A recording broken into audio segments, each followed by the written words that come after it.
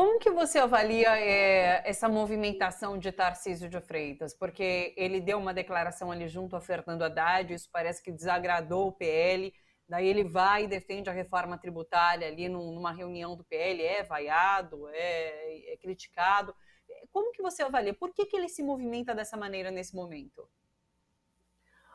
Olha, Thalita, na verdade, o Tarcísio fez o que qualquer um de nós faria, independente de legenda partidária, ocupando o Palácio dos Bandeirantes. Fez o que se espera do cargo dele, né? Ou seja, você sendo governador de São Paulo, ou de Santa Catarina, ou do Pará, etc., a reforma tributária mexe com a forma de arrecadação e distribuição dos recursos, implica num diálogo com a União, e o Estado de São Paulo, obviamente, ele tem uma contradição interessante, porque o setor industrial que ainda se concentra, de certa forma, em São Paulo, ainda que a gente tem visto que ele tem se pulverizado mais pelo país, né? Como eu acabei de dizer, ele é o grande beneficiário da reforma tributária, é o setor industrial, né? E, por outro lado, claro, o Estado de São Paulo, o governo do Estado de São Paulo, tem prejuízos com essa mudança de arrecadação. Então, qualquer agente público no lugar do Tarcísio teria que fazer o que ele fez. A sorte do Tarcísio é que o Jair Bolsonaro, saindo da cadeira do Palácio do Planalto, volta a ser o Jair Bolsonaro que a gente sempre conheceu, né? Um vereador de terceira categoria, né? Então, o Tarcísio, o que o Bolsonaro fez essa manhã hoje, um vídeo que a gente viu, que foi vazado, é a parte final, né? O Tarcísio hoje ele foi interrompido, começou a reunião com o Bolsonaro dizendo: todo mundo sabe que o Tarcísio não entende muito de política. Foi assim as boas-vindas do presidente de honra do PL ao governador do estado mais rico e possível candidato da oposição próximo ano, né? Foi vaiado pelo Felipe de Ordenanza e Bragança, que óbvio, né, o sujeito que se apresenta como príncipe não tem interesse nenhum em tributação. Inclusive, caberia ao município de Petrópolis discutir rendas que ainda são enviadas à família real brasileira, né? E depois essa situação que a gente viu quando o Tarcísio falou: tá bom, então eu desisto, vocês querem entregar a pauta da reforma tributária para a esquerda, fiquem à vontade. Só que essa posição birrenta e infantil do Bolsonaro acabou, sem a intenção do Tarcísio, marcando muitos pontos do Tarcísio com o governo Lula, sim, do Tarcísio com os deputados do PL que vão rachar. Lembra, o Tarcísio é republicano, ele estava ali como convidado numa reunião do PL, né? Então ele acaba sendo uma opção, inevitavelmente, em algum momento o PL vai rachar. Eu imagino que possivelmente depois das eleições municipais.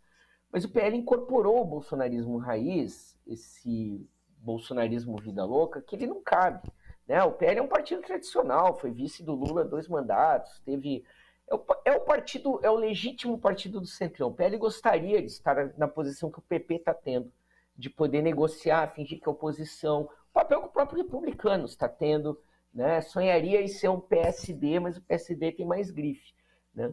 E o Bolsonaro cria um problema. Ele é um excelente cabo eleitoral, em especial para o Rio de Janeiro, né?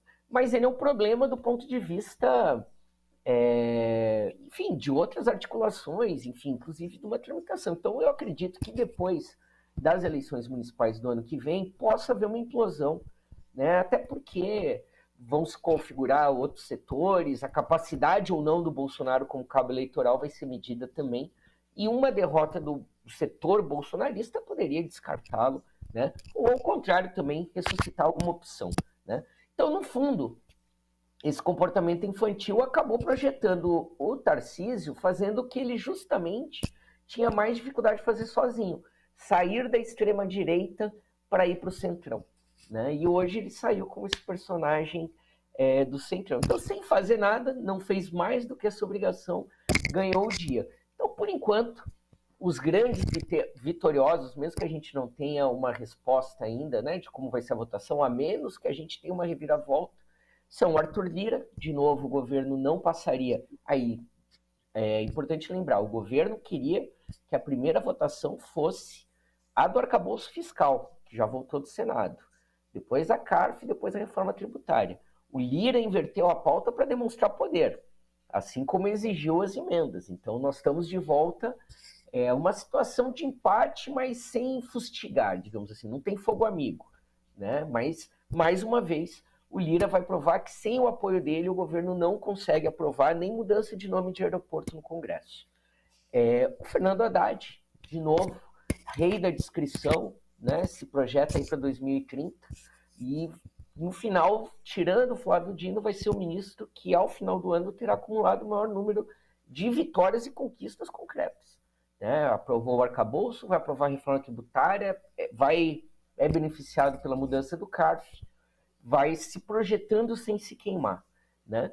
E o Tarcísio, porque aparece aí como esse setor do centro-direita que soube dialogar, porque é de interesse, ele tem toda a razão. A pauta da reforma tributária sempre foi uma pauta prioritária da direita, não era da esquerda, não que a esquerda seja contra, mas a esquerda quer discutir a segunda fase, né?